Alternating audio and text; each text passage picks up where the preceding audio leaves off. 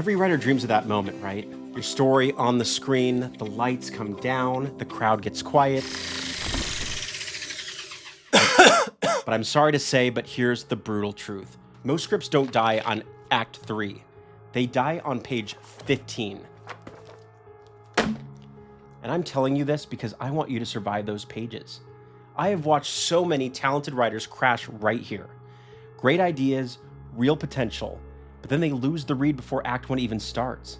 I've sat in the rooms where amazing scripts got dropped before they ever had the chance. And it's not because they're bad. It's because by then, the exec's already gone. Because in this business, the safest word is no. So I'm here to help you build pages that get you a yes. Because those first 15 pages don't have to be your death sentence. They can be your secret weapon.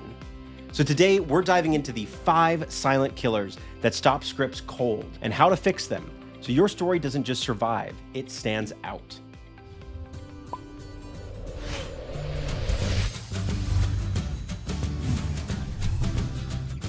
Welcome to Prep Time, the very first story workshop where we break down the craft so you can bend the rules and build your own creative voice. I'm Brian. I work with writers every single day, teaching, consulting, punching up pages. I've seen scripts get signed, optioned, sparked meetings that change careers, and even get made for the big screen. And I've seen just as many get tossed before page 15. If you're new here, seriously, I just want to say thank you for watching. Plotluck is still growing, and every like, sub, and comment helps keep these videos cooking. So here's what most people never tell you. What actually happens when your script lands on an executive's desk. They probably got 20 more in their stack.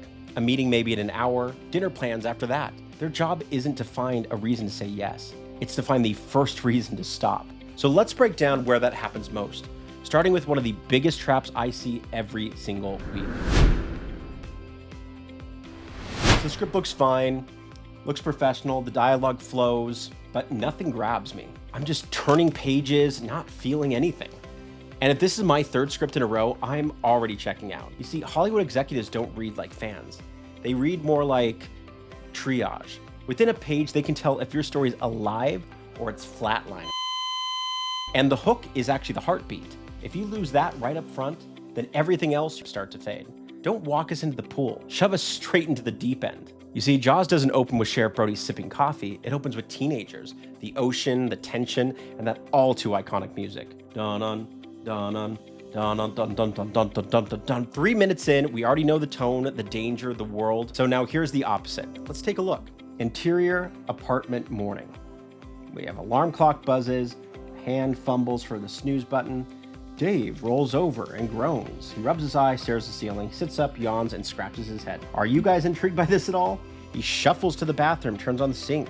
And it continues. He opens the fridge. He has a half carton of milk, a box of eggs. Nothing's wrong with it, but nothing happens. There's no conflict, no question, no tension. It's more like surveillance footage. So let's tweak one thing. What if the milk here, what if it was spoiled? What if instead his clock that didn't work? And so then he's rushing to make something happen. He doesn't realize that he's late for something. You know, he could be pouring his glass and he hears a sound from outside. See, that's the kind of thing that would actually get things a little more interesting. So let's take a look at the plot pod. So here's how the splash test works. This is a tool that I use with writers all the time. After you write your first scene, I want you to do this for me. Ask yourself, did I make the story start with a big splash, or did I just kind of lower it into a lukewarm tub? And there are 3 clear ways that writers can use to have that splash. First one is curiosity. That's something's off. We start asking questions. We're not sure what's going on. We're kind of dangled in the middle of something and want to figure it out. 2 is tension. We can feel the danger before we see it. 3 is spectacle or stakes. It's a big moment, an explosion. It could be the end coming to the beginning, a moment where we can't look away. So remember, no one just stops reading because they're confused in the opening. They stop because they're bored. You've got our attention, the hook is landed, but now the next silent killer. Your protagonist isn't driving the story. They're reacting, they're waiting, they're watching, and they might just be trying to do something. This is the one time where trying is a bad thing. And the second that happens, your story just flatlines. Because the first 15 pages aren't just setup. They show me whose story this is. Let's think about a good example, The Hunger Games. Katniss doesn't wait for the reaping. She's already acting. She hunts, She lies, she protects her sister, she breaks the rules, she goes out past the fence. So when she volunteers, we already know who she is. I volunteer as tribute. And we already know whose story this belongs to. That's why we care. Here is the opposite. So this you can see, interior college classroom. So we have Lucas here, Kayla, and we have the Professor Hill. Now, you'll already see this already, right? It's a pretty clean scene, but Lucas, our supposed hero, what does he do? Let's look at his verbs. Slouches, murmurs, he's scribbling, shifts, freezes. Now, you can clearly see here, slouches, doodle, freezes. Meanwhile, Kayla drives the entire thing. You can already see that she's bringing personality into this. All we get for Lucas right now is that he's passive. She jumps in, makes a point, earns a reaction. By the end, though, she's kind of our story on page 1. So outside of this direction, we might think that she's actually the main character. Now, that's not tension, that's just inertia. So let's go back to the plot pot and see what we can find. The action highlighter. This is another tool I use with writers all the time. So what I want you to do is print your first 15 pages. Then go ahead and do what I did here. I want you to go through and highlight every verb tied to your lead character. So if it has passive verbs, like let's say listens, waits, gets pulled, tries to, you've found a problem here between these. Try to rewrite them with something more active or more of a POV behind your character. Rewrite instead of with chooses, interrupts, cracks, lies, storms out, because that way we have an active protagonist with agency. Because the audience doesn't fall in love with plot. They fall in love with the characters that drive the plot forward. All right, so now we're getting to the one that probably is the one that bothers me the most, the one that gets me to stop before anything. The thing is, I'm someone that loves world building. I love elaborate worlds and cool things. I'm a huge Lord of the Rings fan. But here's the thing, you might be typing fast, the pages are filling, you're excited, and you're feeling very productive. But there's a trap that comes with that. By page 10, the studio executive is drowning in names, rules, timelines, power systems, species, languages, but not emotion. And I get it. You love your world. You probably spent years building it. It's been inside your head and it makes sense for you. But when explanation drives, energy dies.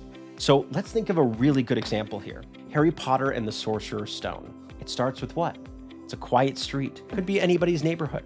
But then a man turns off the lights with something that he pulls out of his pocket. You have a character that turns from a cat into a human. And you have a giant out of nowhere on a flying motorcycle. And then they leave a baby, the boy who lived. And then from there, we get to learn more about the world. We've been teased the magic and set up the tone, even if we don't understand exactly how they work. But Harry becomes our conduit. He becomes our person that we get to follow through the story as we get to see it through his eyes. So everything can come through explanation through a character that is looking for it himself. And that's world building through discovery and not through digestion. Here's a very extreme example I wrote up to try to paint the picture of some things that I see when I read other people's work. We have interior space chamber, day. It's a cavernous hall lined with glowing pillars. At the end of 5 alien counselors, each draped in ceremonial robes. Since the quantum sphere, the 7 moons of Caltrax, governed by the oligarchs of Zen, a council forged in the aftermath of the Trilon Rebellion. My goodness, I don't know what on earth is happening. In the beginning, we're buried by quantum sphere, moons of Caltrax, oligarchs of Zen, Trilon Rebellion, Syntherian dynasty, but it's dense and it's ambitious and it's kind of airless. There's no anchor, there's no conflict, there's no pulse. That's when the imagination drifts. We admire instead of feel. So let's go back to the plot pot and see if we can find something. So how do you fix it? Well, we use this, something that I like to call the appetizer rule. Your first 15 pages aren't a buffet. They're just a bite. They're just your hors d'oeuvre. They're just your appetizer. You wouldn't want to be served soup, steak, salad, dessert all at once, would you? Well, some days I would. But think of it about starting with just a flavor and not just the whole menu. So here's something that I think would be helpful. Before you write, list every new concept you plan to introduce. Take your things like the quantum sphere wars and keep listing down every new thing you're going to introduce. Politics, your power systems, your languages, your tech, your mythology, then ask, which one is an appetizer? So what do we truly need to know right now to follow the story? Leave your audience hungry and not full right at the beginning. All right, you've made it this far, so you must be serious about your story. So let's talk about the killer that strikes when everything else looks right. The hook works, the world's sharp, the characters pop, but somewhere the ground starts to shift. And that's what I call genre confusion. Scene 1 feels like a drama. Scene 2 turns into a horror. Then a joke. Now no one knows what movie they're watching. It's what happens when your story keeps changing emotional gears before we know what ride we're on. And that's why it's so important up front, because your first 15 pages and genre is kind of a promise for the kind of tone we're going to get the rest of the way. And trust me, execs feel that instantly. So let's look at a really good example, something that actually has to balance two different genres. Look at Shaun of the Dead. It starts like a rom-com, breakup in a pub, awkward humor, kind of a relatable best. Then the next morning, quiet streets, blood on the fridge, a man stumbling outside, and yet we're still existing in this man's same world. The humor is still bleeding into the horror elements until they can coexist, but we're allowed to slowly set that up, and that is precision. Two genres, one emotion.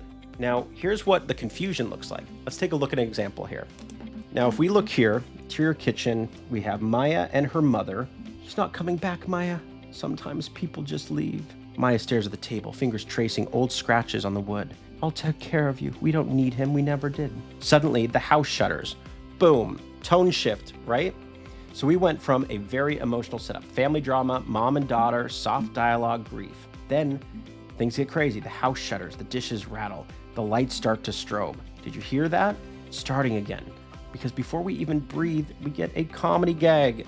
Ricky comes in and says, "You haven't seen Pickles, have you? Little pug, pink bow?" Aww. Three kind of genres going on. We have a drama, supernatural, horror, and now here we have a comedy. Three genres on one page. The audience doesn't know whether to, should we laugh? Should we cry? Should we scream? Let's go back to the pot. Genre isn't about labels, it's about feelings. So each genre speaks a different emotional language. Think horror, you expect fear. Comedy, relief and laughter.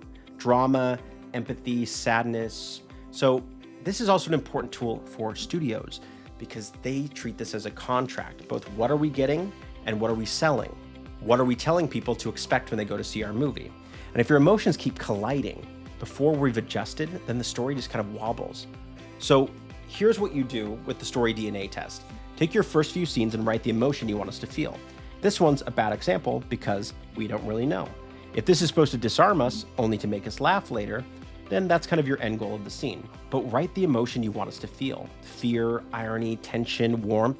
Now go back and read it again. Does it actually convey that?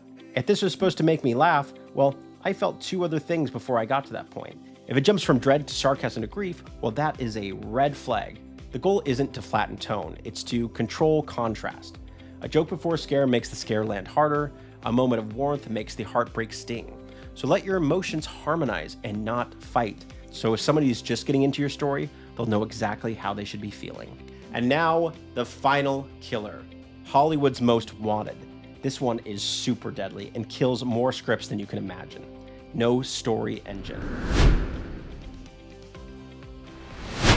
Basically what it is, it's you have scenes but no momentum. Stuff happens but nothing builds. By page 15, it's like watching a trailer reel instead of a movie. Writers often think that Act 1 is setup, that you just gotta get to the inciting incident. But Act 1 is actually the ignition. A story engine isn't one big twist. It can be multiple things, but really it's pressure. It's a clock, it's a lie, it's a secret, it's drama, choice that can't be undone. So let's go to one of the best examples of this, Breaking Bad. We end up seeing a man in his underwear driving through the desert, gas mask on, chemicals spilling. And now that's a very good hook. But from there, we find out more. We go to the flashback and we learn that he's a teacher whose students don't respect him, and we learn that he's dying of lung cancer.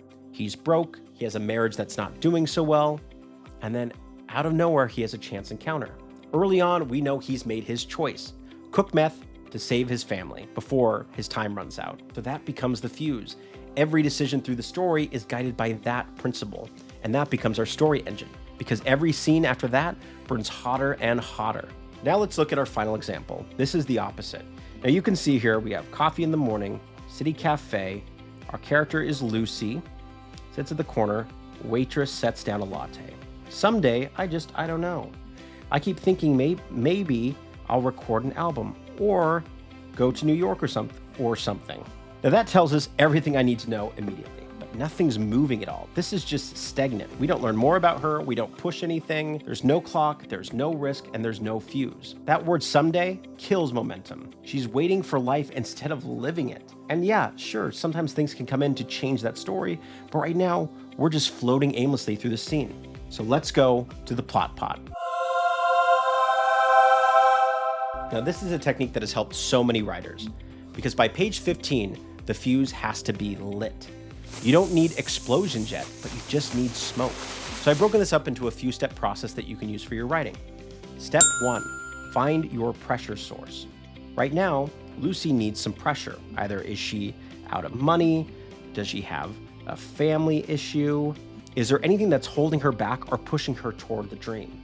Step 2, track your escalation. So by the time that you get to page 15, we know where the story's going. Does each scene tighten the rope, or does it reset us back to 0? And then step 3, test the turn. By page 15, something must shift. That could be a decision, a discovery. It's really where your inciting incident happens. If nothing's changed by then, the story hasn't ignited. So read that page aloud. By the time you get to 15, does it make you want to turn the page? Because once that fuse burns, we can't look away. We did it. Because those first 15 pages, that's where most scripts die. But if you've made it this far, you already know how to beat that.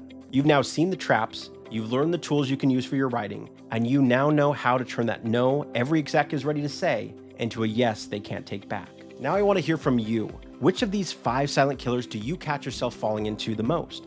I'm going to do something I've never done before. Go ahead and drop that in the comments, and I'll pick 5 writers to give studio level notes to on your first 15 pages. So once again, I'm Brian, this is Plotluck, and if you've ever loved a story, felt let down by one, or dreamed of telling your own, pull up a chair, hit subscribe, and let's stir the plot together.